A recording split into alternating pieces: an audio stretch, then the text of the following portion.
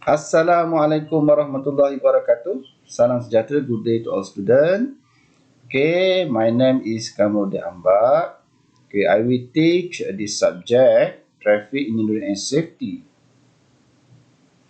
Okay, for this semester.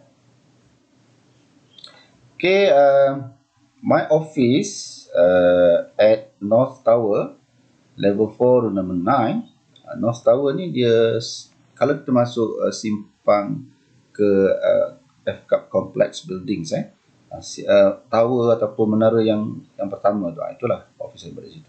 Okay, ini contact number saya dan email saya, dan juga kita ada juga WhatsApp group. Saya pelajar dah join WhatsApp group kita. Okay, for this first week or first meeting using virtual online, so I will share content for this particular course. Okay, to begin with, okay, saya nak tunjuk sepotong ayat Quran atau doa ni. Familiar semua, yang Muslim familiar. Doa naik kenderaan. Okay, bacanya Bismillahirrahmanirrahim. Subhanallazi sakhkhara lana hadza wa ma kunna lahu muqrinin wa inna ila rabbina munqalibun. Okay, potongan ayat ni juga ada dalam Quran juga, dan juga ada dalam hadis. Jadi kita boleh relate juga. Kita belajar dalam bidang kejuruteraan trafik ni, sebenarnya ada tuntutan dan juga suruhan. Okay, walaupun kita ni boleh buat kenderaan yang baik, boleh buat rangkaian jalan raya yang baik, sistem yang sangat bagus, tapi kita tak dapat menguasai sepenuhnya. Dah ada absolute power lagi yang ke atas tu kan. Jadi sebab tu kita naik kenderaan ni, kita baca doa, minta kemudahan macam mana kita nak menguasai atau nak mengenali kenderaan kita supaya kita selamat. Jadi kita sentiasa dilindungi lah. Tapi kemalangan tetap berlaku juga kadang-kadang, atas kecuaian dan sebagainya. Itu kelemahan kita sebenarnya, kelemahan kita. Dan ada yang kata sunnahnya kalau nak ikutnya naiklah kuda atau unta. Betul. Tapi hakikatnya baginda Nabi tidak ajar doa spesifik naik kuda dan unta, tapi doa yang diajar doa naik kenderaan. Jadi doa tu doa relevan untuk semua kenderaan. Dia tak spesifik kuda atau unta sahaja. Nak kereta ke nak kapal ke sebagainya, itulah doa dia. Doa yang diajarkan. Okay, katakanlah satu masa nanti kan, okay, orang Arab ni dia very kreatif. Even the camera dia equip with turbo charge macam ni kan. Tapi sebenarnya boleh juga. Dan doa tu tak sama juga, macam tu juga baca doa tadi. So menarik juga sebenarnya. Doa tu dia tak terikat dengan kuda atau unta saja, tapi doa naik kenderaan, kereta api laju ke kan, superjet ke, kira lah, itulah doanya. Okay, saya nak kongsikan satu video yang agak sarkastik. Ini sangat kreatif daripada Bruno Bozito. So dia share macam mana realiti masyarakat ini, buat benda yang betul dikira salah, buat benda yang salah dikira betul. Ini real in traffic yang sangat menarik. Jom kita saksikan. Menarik ni. So dia compare your yes and no. Buat benda yang yes masalah, buat benda yang no. Kita tengok yang pertama, seterusnya lah. Banyak ni. Ini melintas jalan kan. Kena stop, respect to pedestrian. Juga dia berhenti, orang lain buat langgar. Kan hanya ini kan dekat tak boleh kan, kena jarak, ikut dekatan jarak.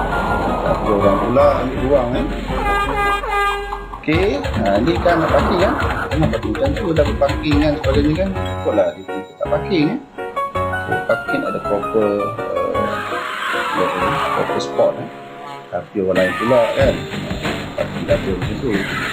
Jadi kan jangan lupa dekat double line. Ikutlah lorong yang betul pula panjang Okay, ni buang sampah Buang sampah ni jangan dia betul kan, buang sampah betul buat benda betul, buang sampah dekat buang sampah betul. Keluar daripada kenderaan, pergi kat buang sampah. Dan berlaku suddenly kena saman pula kan. Tak buat benda betul tapi ni tak betul Okay, hari ni kena respect pada cyclist. Jangan forward cyclist biarkan cyclist lalu, cepat dia punya luar, tunggulah kan habis. Okey, yang ni lopak cat jangan langgar dia kesian kecil, elak dulu ni dah accident pula. Okey, yang ni jangan menentang arus macam tu ikut arus, kena jalan ikut. Kalau boleh ke kiri, jangan ke kanan kan. Jatuh lah pula. Okay, ni petak triangle tu. Warning sign kena tak jauh jangan tak dekat. Baru orang nampak dia jauh, selamat sikit. Tiba pula itu ni Okay, ni buat lagu bawa kat tepi, jangan kat tengah kan. Laluan kan dia langgar pula. Okay, ni OKU punya parking Jangan parking pada OKU parking. Kita ni tak OKU, parking lah petak yang OKU macam tu. Kita datang driver nak parking kat OKU, memang OKU yang kita pula kena kan. Satu tak sarkastik kan. Ni kena buat lagu 30 sejam bawa under speed macam tu. Tiba-tiba pula slow sangat kan, under speed tu sian itulah sarkastik video daripada Bruno Rosito. Kalau lagi kita saya kongsikan. Okay, menarik Okay, next. Okay, apakah perbezaan, what is the difference between highway and traffic? I believe some of students already taken highway engineering course dah ambil kan. Mungkin ada yang ambil subjek jalan raya ataupun ambil sekali pun ada juga Okay, apa yang perbezaan antara highway and traffic Kalau kita lihat kat sini highway ni biasanya adalah lapisan-lapisan pembinaan jalan tu lah say subgrade, subbase, base, kemudian binder course, wiring course, lapisan terapan, kemudian infra, lebuh raya dan sebagainya kan. So apa yang dibina daripada bawah tu kan, kemudian membentuk lapisan-lapisan jalan dan sebagainya, itu highway engineering kan, masuk infra dah Kalau traffic engineering ni dia lebih kepada kenderaan, sistem, kawalan. So lepas daripada turapan kan, atas tu kita kena ada traffic sign, road furniture, sistem, itu traffic lah tu daripada kenderaan tu sendiri, pengguna jalan tu ke traffic So ada perbezaan kat situ antara bidang highway dan bidang traffic. Tapi dia sekali lah dalam satu kelompok bawah transportation engineering Okay, for this particular course, we're going to cover 5 main chapter or 5 main topic. So begin with traffic flow, highway capacity analysis, chapter 3 traffic management and control, intersection design, and the last chapter or topic traffic safety for the course content lecture plan, I already upload this lecture plan or lesson plan in Author so student can download and read this particular lesson plan these are the synopsis. So we're going to cover traffic branch under civil engineering, design, operation, management, transport facilities, especially for traffic flow, and then capacity analysis, management, safety, and intersection design. So moderator ataupun koordinator khusus ni di bawah Dr. Muzila dan beberapa lecturer lain ada sebanyak 8 section saya rasa khusus ni Okay, next learning outcome course learning outcome ada 3 First, analyze traffic data according to local or international standard specifications. Learning outcome number 2, conduct community outreach programs, create awareness and transfer knowledge, safe practices on to road user. Ini melibatkan dengan projek project group. Demonstrate ability work as team, community effectively, and provide ethical service society through safety community program. Ini pun ada project juga, project group. In terms of the teaching, okay, student-centered learning, lecture, discussion, okay, ada juga assessment. Nanti melibatkan quiz, test, assignment, project, 50% dan final exam 50%. Okay, so detail lecture plan for weekly. So sekarang ni lecture plan ni atau lesson plan ni dia ambil weekly activity. Kalau dulu dia combine beberapa minggu bawah satu topik atau satu chapter. Okay, week 1 we cover traffic study. After that, traffic study for speed and volume, travel time. Okay, fundamental theory flow, capacity. Okay, divided several subtopic, and then traffic management also several subtopic. So different week we cover different lesson for the subtopic under big chapter lah. Okay, let's say chapter intelligent design. So we have 3 subtopic like that lah. And the final chapter or topic is traffic safety. So 14 week to be covered. Okay, for the detail assessment, so we have quiz. We have test, single test. Satu test saja. Okay, before semester break ataupun mid semester break. Okay, this test cover 20% carry mark, and then we have quiz 5%. Normally we conduct two quiz. Dua quiz lah. Okay, then project 20% project group. Then individual assignment 5%. So total 50% and 50% for final examination. That's the coursework kan. And then these are the list for reference books. You can refer to cover this particular course, traffic engineering course. Okay, and then the attendance. Attendance must be over 80%. So setiap kali kuliah ni, kehadiran ni, dia akan record dan dia akan calculate attendance yang tidak mencukupi. Sekali tak datang kelas 7%. Dua kali ketika 14, 3 kali melebihi 20%. Jadi tiap kali pelajar tak datang, sekiranya ada assumption, pengecualian ataupun ada apa-apa alasan yang kukuh, musabah, sila kemukakan bukti, dokumen tertentu, macam cuti ada MC, kalau quarantine, tunjuklah slip quarantine.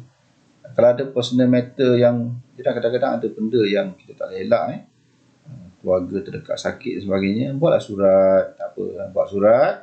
Cuma benda ni tak ada bukti. So minta sokongan daripada PAK masing-masing. Tulis surat, nama spesifik, khusus apa, hari apa tak datang, tarikh dan sokongan daripada PAK masing-masing, masing-masing. Jadi surat tu tulis, sign digital dua-dua, pelajar dan juga PAK, email kepada saya. Saya akan simpan untuk rekod, untuk kecuali ataupun mendapat sebab cari ataupun sebab kehadiran bersebab. Kalau tak ada surat, so ketika tidak hadir, kurang daripada 8%, pelajar dikenakan tindakan, dihalang dari peperiksaan. So perkara ini berlaku dalam semester lepas, memang kita tahan pelajar. Okay, for this first chapter to be covered under traffic study, okay, we're going to look in traffic data, parameter and collection dan measurements. So macam mana kita nak tahu parameter traffic, untuk data yang digunakan dan pengukurannya. Okay, first we look at volume. Apa definition volume? Volume tu apa sebenarnya? Isi padu traffic tu apa? Number of vehicle passing given point, a specific period of time, or number of vehicle that pass over the section of lane. Ada dua, sama ada bilangan kenderaan yang melalui suatu masa, dia ada sela masa dia, so number yang pada sela masa tu dikira sebagai traffic, atau bilangan kenderaan lalu di sebuah ataupun di section lorong tertentu pun dikira sebagai volume.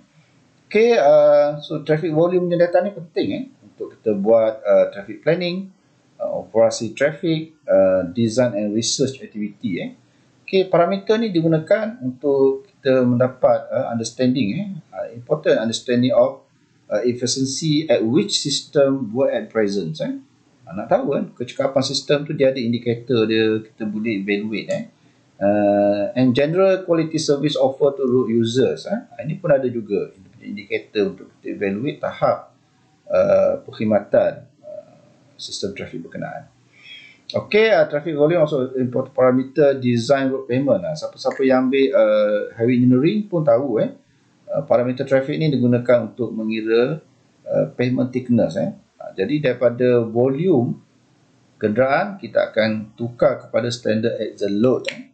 Kalau kita lihat standard axle load ni berbeza kenderaan, kita akan ada berbeza size standard load. So setiap kenderaan yang kelas tertentu ni dia ada standard axle load yang berbeza. Okey, ni contohnya. Kalau kereta light truck ni axle load dia sangat-sangat rendah. Sangat-sangat rendah. Yang axle load yang setara ni adalah heavy vehicle, bus ataupun heavy truck.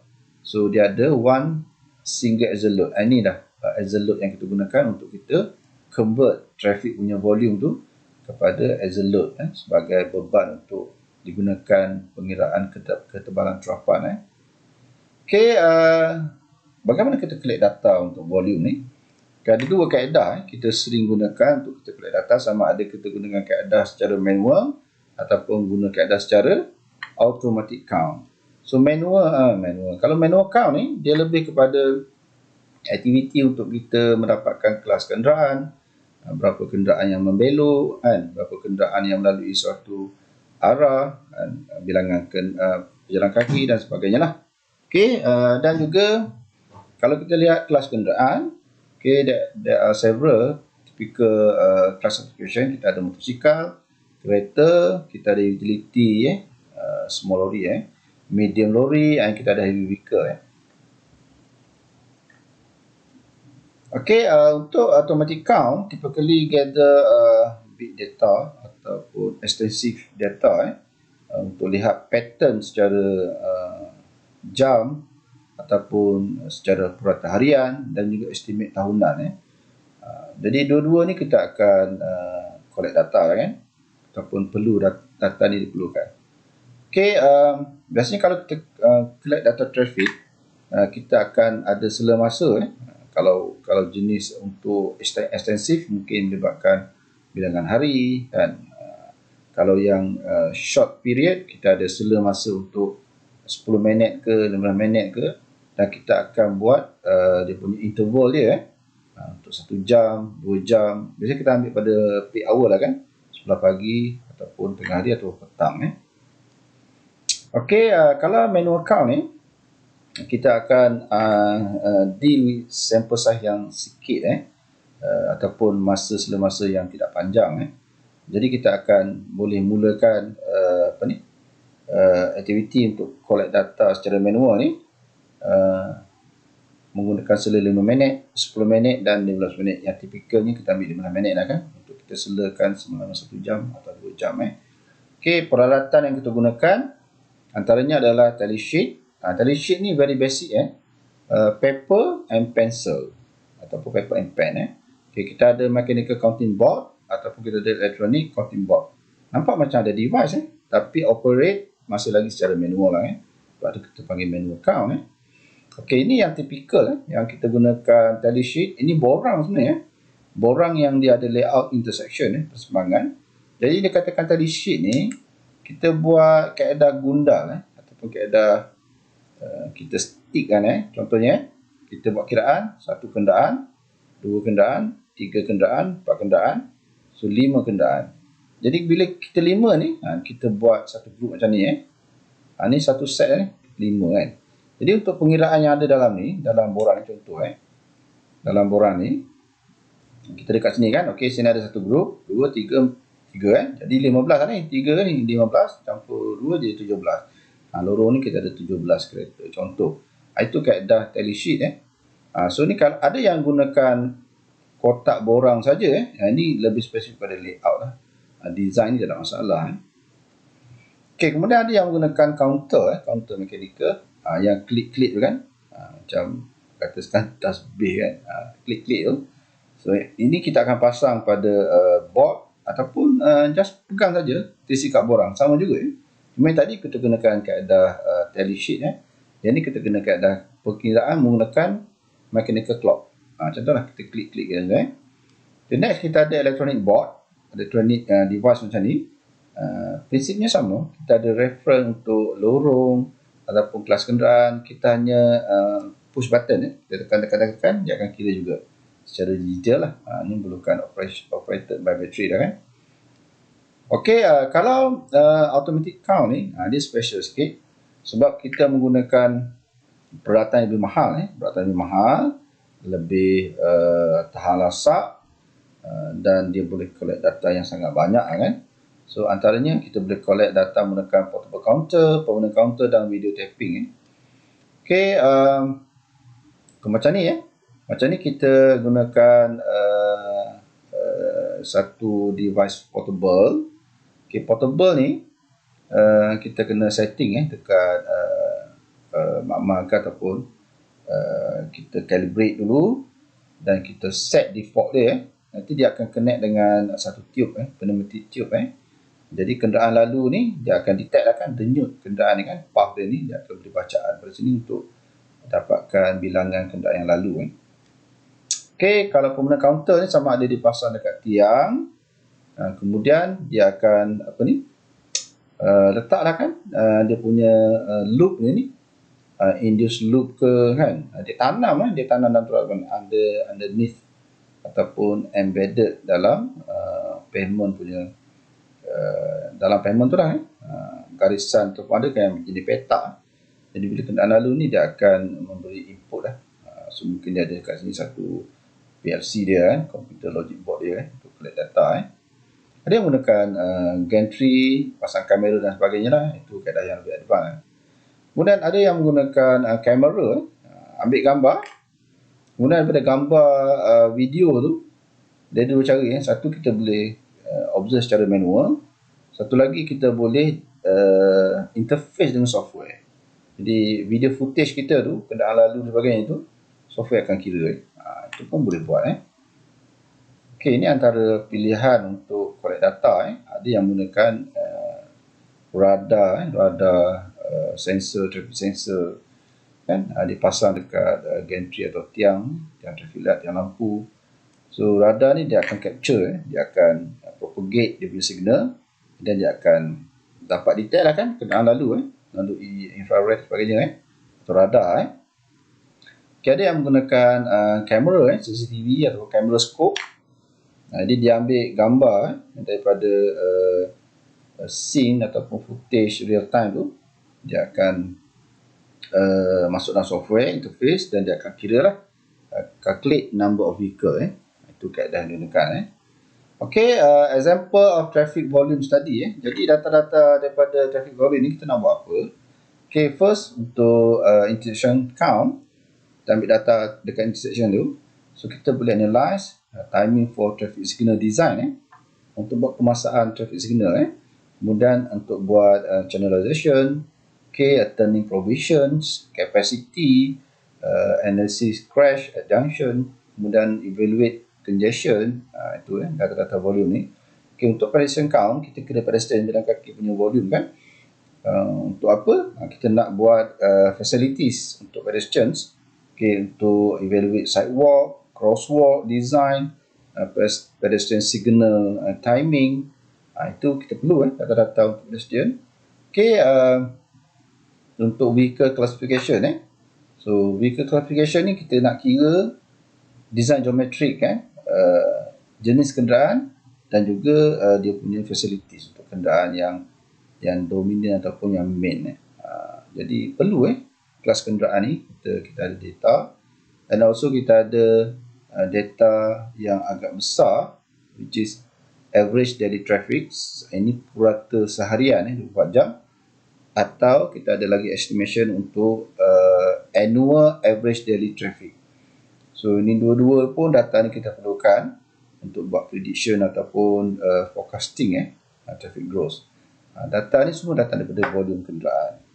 Jadi penting untuk kita dapatkan maklumat ataupun data-data daripada traffic.